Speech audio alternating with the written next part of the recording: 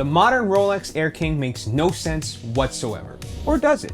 It was originally a simple time-only watch intended for pilots around World War II, hence the name Air-King, but is now designed to resemble an analog gauge from a supersonic car that Rolex partnered with in the mid-2000s. Yes, I said car, not jet or airplane. And that car has been trying to break the land speed record for nearly 2 decades. The newest Air-King is still time only, but now has a dial with more digits than an Omega reference number.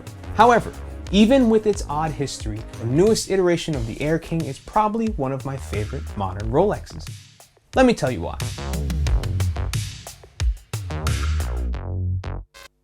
The Air-King has seen a few iterations since its 1945 debut, but the one that sticks out in my mind is the reference 14000 that was produced from 1989 to 1999.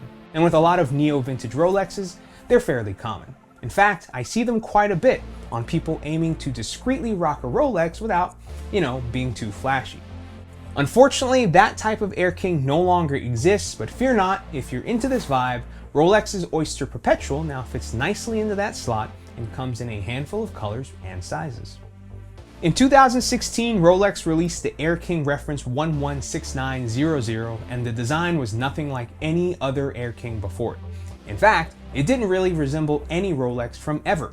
The dial at least didn't. Turns out the inspiration for this dial came from Rolex's partnership with the Bloodhound SSC project that started back in 2006. Their goal was to break the land speed record and go a mind-boggling 1,000 miles per hour. That has yet to happen, and they haven't broken any records yet, but hey, they're still actually trying, but I don't think Rolex is still a partner.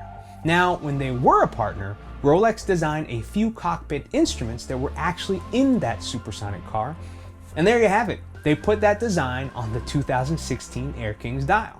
Even with this design, the Air-King isn't completely without its connection to its pilot's watch history, because the dial is actually quite aviation themed. It legit looks like a pilot's watch, it just wasn't inspired by one. I get it, Rolex loves records and adventure and being the watch associated with them, but the watch is named the Air-King and was originally marketed towards World War II pilots. The name Air-King has nothing to do with breaking the land speed record or anything on land. Nonetheless, at Watches and Wonders 2022, Rolex doubled down on the design and released the reference 126900, which is what I got to spend some time with.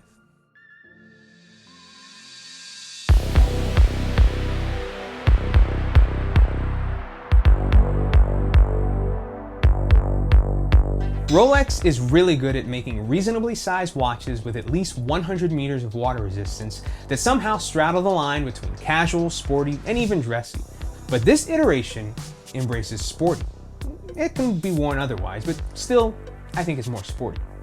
Of course, you can wear your watches however you'd like, but the Air-King's case shape is now the same as the GMT Master 2, with its sharper lines, flatter sides, and surprise, crown guards, something we've never seen on an Air-King or any Rolex without a functional bezel.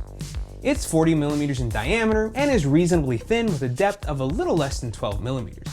When it came out, my initial thought was that the Air-King is just making less and less sense and has strayed even further away from its roots, but when you take away all the history and just look at the watch, I actually dig it.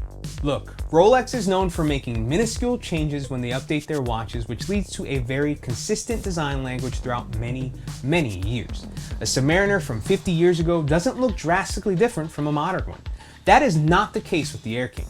The glossy black dial with its lume-filled 3, 6, and 9 numerals, along with the printed white numbers resembling the instrument gauge on the Bloodhound SSC, is quite the departure from the simple sticks found on the reference 14000. You also get your typical typeface when it comes to the Rolex branding, but on the Air-King it is green and it matches the green seconds hand. Right above that, you'll find a gold crown, and around the 6 o'clock position is where you'll see Air-King printed in its original typeface. There's a lot going on, but the black canvas with the pops of green and gold, along with the numbers, makes this a truly unique Rolex that I actually find a lot more interesting than the standard icons like the Daytona or GMT Master 2s. It's unintentionally fun, unlike the almost cartoony celebration dial found on the newer Oyster Perpetuals. It's sporty, but still classy and kind of odd. It's a weird combination of things that somehow just works. The Oyster bracelet is a brushed affair with a nice taper that leads to an Oyster lock folding clasp that includes an Easy Link extension. All this does is allows you to easily extend the bracelet 5mm for when your wrist expands in the heat.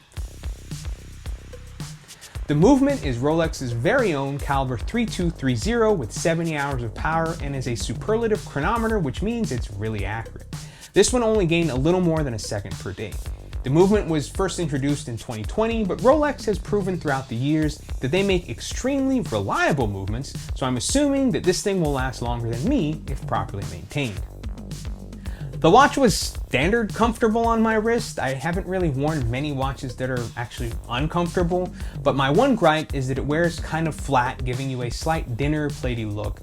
And my wrist is not small at 7.25 inches, so if you're smaller wristed, definitely keep this in mind or try one on before purchasing. All in all, the current Air-King doesn't really make too much sense based off its history, but I still like it.